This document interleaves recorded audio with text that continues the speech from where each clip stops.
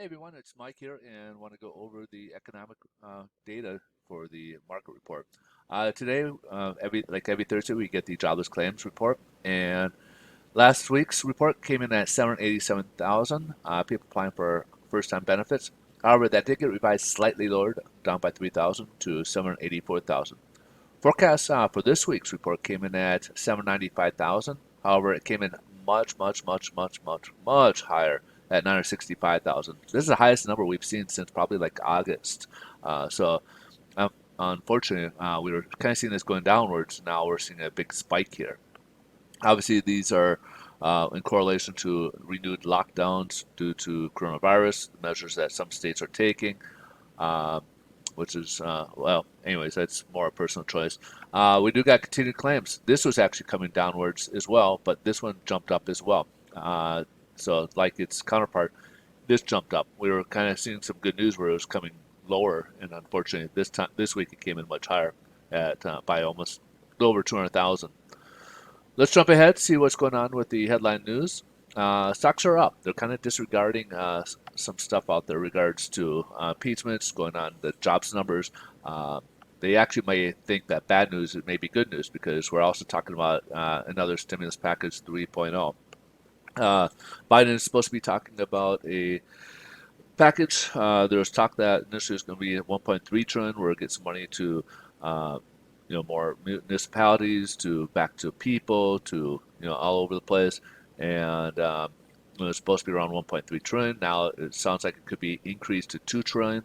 Now he may be facing some putback even from within his own party because there are a few Democrats that don't want to go too big. They want to go help, but they don't want to go too big, and he may get a little pushback from going too big on this. So we'll have to wait and see what transpires, what comes out, and I guess we'll know more probably after the 20th once things get rolling. Let's take a look, see what's going on with mortgage rates, see what's moving on over there. Today we're down about 3 basis points, but we did have a nice day yesterday. We ended up closing up about 30 some basis points, like 32, 33 basis points.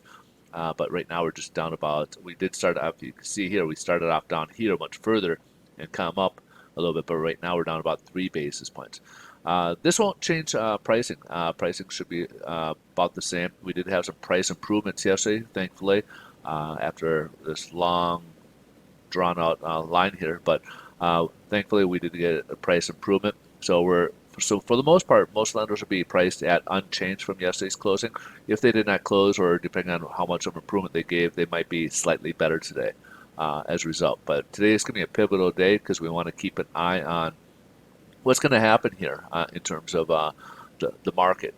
If this is like a head fake, or will we reverse and go backward downwards? So again, we want to today will be a good pivotal day because it will help set more of a trend back if we going showing some improvements or not.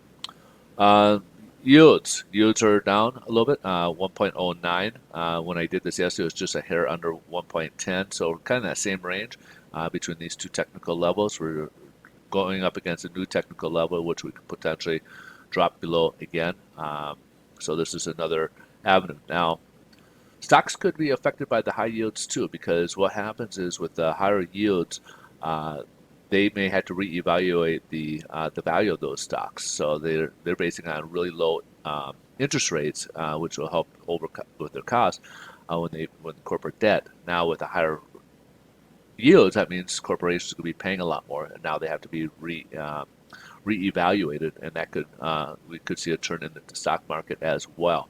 Of course, this means usually higher rates when we have higher yields, mortgage rates, but in turn, this could also adversely affect the stock market as we have inflation coming in.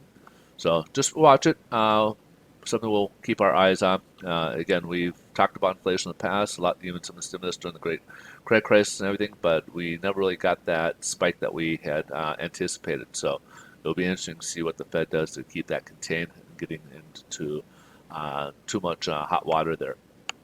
All right, folks, that's pretty much a wrap. Mortgage rates, again, should be, we had some price improvements yesterday, so we should be unchanged from yesterday's close, or maybe some lenders might even be a little bit better than yesterday's today. All right. So, if you guys got any questions regards to mortgages or real estate, a little bit of background myself, I am a loan officer, so I'd be more than happy to answer any question that you guys may pose.